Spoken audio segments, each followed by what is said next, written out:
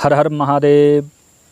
विश्व प्रसिद्ध सनातन हिंदू धर्म के प्रमुख उत्सव दीपावली पर्व को पंचदिवसीय पर्व भी कहा जाता है। इन 5 पर्वों में धनत्रयोदशी, नरक चतुर्दशी, दीपावली, गोवर्धन और भैया दूज का क्रम आता है। दीपावली पर्व की पंचदिवसीय इस पर्व श्रृंखला में दीपावली तीसरा यानी बीच का पर्व है। इसके संबंध में बताया, कार्तिक अमावस्या प्रदोष व्यापिनीम दीपमालिकाम लक्ष्मी पूजनम, यानी कि कार्तिक में प्रदोषकालीन अमावस्या के दिन दीपावली मनाई जाती है।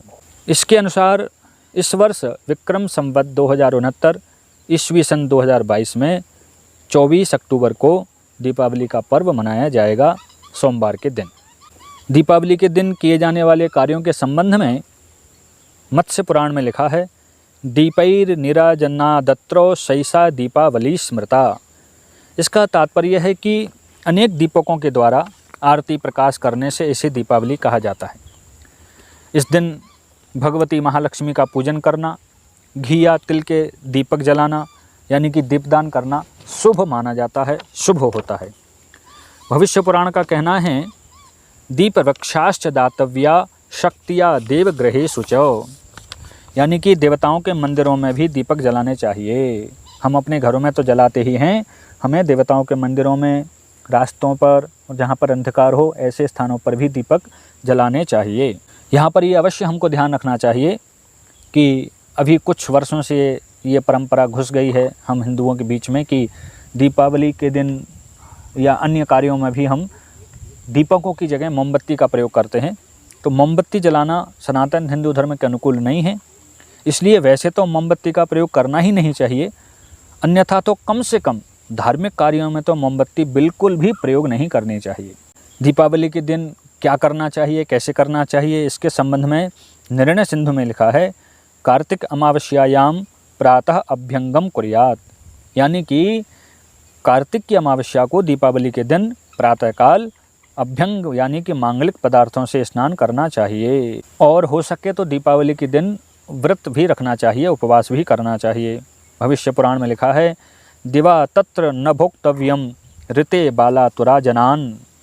यही बात धर्म सिंधु में भी लिखी है, अत्र दर्शे बाल वृद्धाधि भिन्नैहि दिवा न भोक्तव्यम, यानी कि दीपावली के दिन वृद्ध और रोगी को छोड़कर, बालकों को छोड़कर अन्य किसी को दिन में भोजन नहीं करना चाहिए, व्रत उपवास करना चाहिए। भोजन कब करना चाहिए, इसके संबंध में धर्म सिंधु में बताया, प्रदोष समये दीपदानोल का प्रदर्शन लक्ष्मी पूजनानि कृत्वा भोजनम कार्यम रात्रौ भोक्तव्यम, यानी कि पूरे दिन व्रत उपवास करके प्रदोष काल में भगवती महालक्ष्मी का पूजन करके, दीपदान करके आधी रात से पूर्व ही भोजन कर लेना चाहिए। अब दीपावली के दिन भगवती महालक्ष्मी का पूजन करने का समय पर चर्चा करते हैं, विचार करते हैं।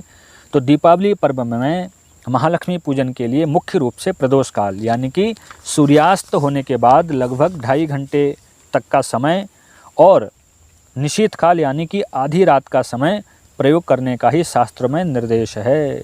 धर्म सिंधु में लिखा है, प्रदोषे दीपदान लक्ष्मी पूजनादि विहितम, यानी कि प्रदोष काल में सूर्यास्त होने के बाद दीपक जलाना, लक्ष्मी पूजन आदि करना शुभ होता है।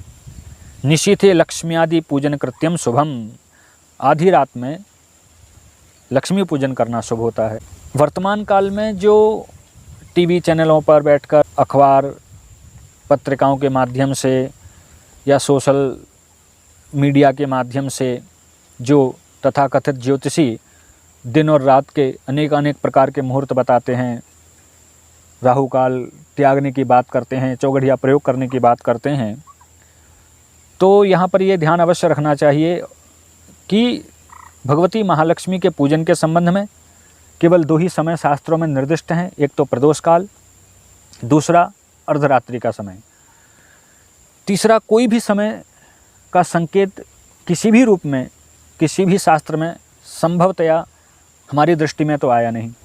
चूँकि पर्वकाल पूरा दिन माना जाता है, तो दीपावली के दिन पूरे दिन, पूरी रात में यदि हम प्रदोष काल में समय नहीं निकाल पा रहे हैं किसी कारणवश, या आधी रात में तो पूजा नहीं कर पाएंगे किसी कारणवश, तो ऐसी स्थिति में हमें दीपावली के दिन में, रात में, जब भी समय मिले अपनी सुविधा के अनुसार भगवती महालक्ष्मी का पूजन करने में संकोच नहीं करना चाहिए। उसके लिए हमें कोई विशेष मुहूर्त निकालने या निकलवाने की आवश्यकता नहीं है, न ही राहु काल के नाम से कोई समय त्यागने की आवश्यकता है, न ही चौघड़िया के नाम से हमें किसी समय की प्रतीक्षा करने की आवश्यकता है। ये जो वर्तमान में टीवी आदि के तथाकथित ज्योतिषी चौघड़िया और राहु काल के नाम से मुहूर्त को लेकर के भ्रमित कर देते हैं, इनसे बचने की आवश्यकता है। इनसे प्रश्न करने की आवश्यकता है कि ऐसा इनके पास क्या प्रमाण है कि राहु काल का त्याग किया जाए पूजन काल में और चौघड़िया की प्रतीक्षा की जाए पूजन के लिए। शास्त्रों में इस प्रकार का कोई भी संकेत इन तथाकथित ज्योतिषियों के पास उपलब्ध नहीं है। और वैसे भी चौघड़िया और राहु काल, इनका संबंध पूजन कृत्य से है ही नहीं, और राहु काल तो सर्वथा ही अशास्त्रीय है बुधवार के दिन को छोड़कर। तो इस विषय में तो अभी ज़्यादा चर्चा नहीं करेंगे, बस इतना कहना चाहेंगे कि दीपावली के दिन अथवा अन्य दिनों में भी किसी भी देवी देवता के पूजन के निमित्त राहु काल का त्याग करने के लिए भ्रमित होने की आवश्यकता नहीं है, चौघड़िया की प्रतीक्षा करने की आवश्यकता नहीं है। किसी भी समय पर आप भगवती महालक्ष्मी का पूजन कर सकते हैं, देवी देवताओं का पूजन कर सकते हैं।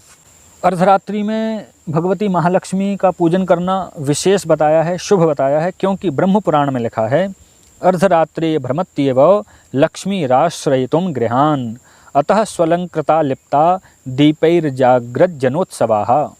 अर्धरात्रि में भगवती महालक्ष्मी सभी के घरों का निरीक्षण करते हैं, इसलिए अपने घरों को स्वच्छतापूर्वक दीपकों और रंगोली से सजाना चाहिए। अपने मस्तक पर तिलक चंदन आदि लगा करके भगवती का स्मरण पूजन करते हुए रात्रि जागरण करना चाहिए।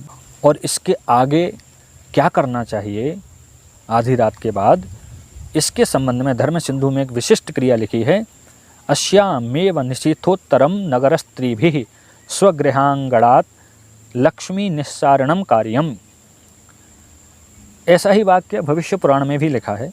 एवं गते निशीथे तु जने निर्द्रार्धलोचने तावन्नगर नारीभिः शूर्पदण्डववादनैः निष्काश्यते प्रहृष्टाभिः अलक्ष्मीः स्वगृहांगणात्।